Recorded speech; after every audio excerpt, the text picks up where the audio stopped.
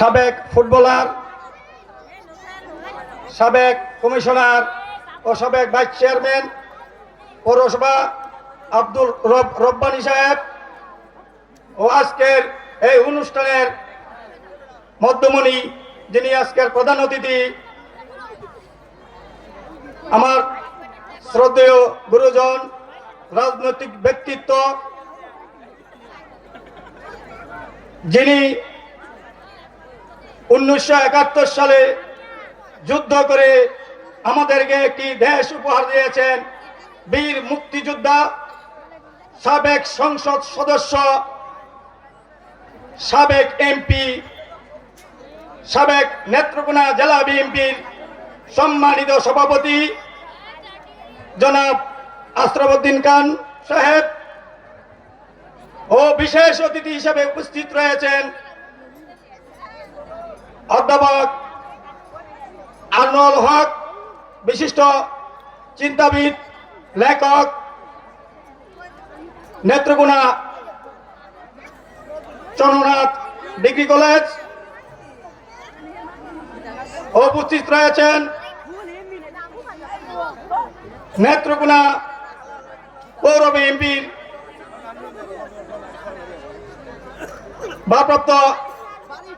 সাবেক ভারপ্রাপ্ত সভাপতি আমার ছোট ভাই কামরুল। উপস্থিত রয়েছেন আমার বড় ভাই ফজলুর রহমান,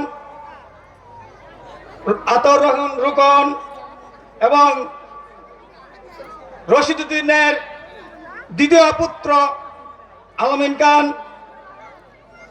ওর সামনে রয়েছেন আমাদের নেত্রকোনা সাবেক বিএনপির যুগ্ম সাধারণ সম্পাদক ইসমাইল হোসেন চঞ্চল, যুব নেতা ফারুক, আজিজ তালুকদার, নীলু তালুকদার, বাবুল, রতন ভাই, আরো অনেকে, সবার নাম আমি বলতে পারছি না, সবাই আমাকে মাফ করবেন। গ্রহণ করুন প্রিন্স মিডিয়া, সাংবাদিক বৃন্দ, শিল্পবৃন্দ, বিভিন্ন এলাকা থেকে আগত দর্শক বৃন্দ ও আমার সামনে আমার প্রিয় এলাকাবাসী, গ্রহণ করুন আমার ব্যক্তিগত পক্ষ থেকে নেত্রকোনা জেলা কৃষক দলের ও পৌর কৃষক দলের পক্ষ থেকে আন্তরিক অভিনন্দন ও শুভেচ্ছা। প্রিয় এলাকাবাসী, আজকে আমরা এমন একটি অনুষ্ঠানে আজকে উপস্থিত হয়েছি যিনি কবি রশিদউদ্দিন এই ভাইচাপড়া গ্রামে জন্মগ্রহণ করেছেন। এইটা আমাদের গর্ব, নেত্রকোনার গর্ব, নেত্রকোনা জেলার গর্ব, সারা বাংলাদেশের গর্ব। কিন্তু আমরা ওনাকে যেভাবে উনি ওনার সম্মানটুকু পেতে পারেন, উনি সেই সম্মানটুকু পান নাই। আমরা জানি লালন শাহর শেষ, রশিদউদ্দিনের শুরু, উনার লালন শাহর মাজার বিভিন্নভাবে সরকারিভাবে আয়োজন হয়, কিন্তু এই রশিদউদ্দিন উনার অনুষ্ঠান সরকারি করতে পারেনি। আমরা অনেক এমপি মহোদয় আসছেন এখানে, বিগত অনেক ডিসি সাহেব আসছেন, ডিসি মহোদয় সাহেব আসছেন।